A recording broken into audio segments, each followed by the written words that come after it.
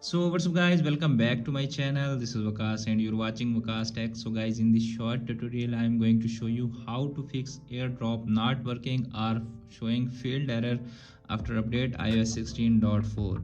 If you're also facing that issue, then keep watching full video. In this short tutorial I am going to show you how you can fix that issue.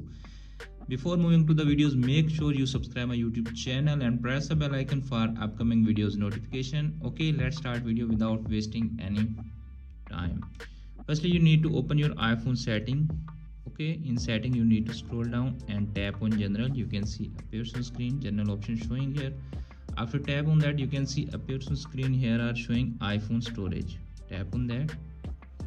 Okay, make sure you have enough space to use airdrop. If you don't have enough space to use airdrop, just make some space and you can see appears on screen here are showing recently deleted album. Tap on empty. Okay, tap on delete from this phone.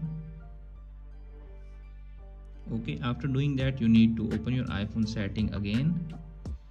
Tap on general, scroll down, tap on shutdown and restart your mobile after 5 to 10 seconds and then try to airdrop again.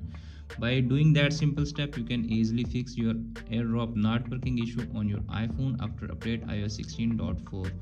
Hope this video is helpful for you. If the video is helpful for you, don't forget to share and subscribe my YouTube channel and press the bell icon for upcoming videos notification. Thanks for watching.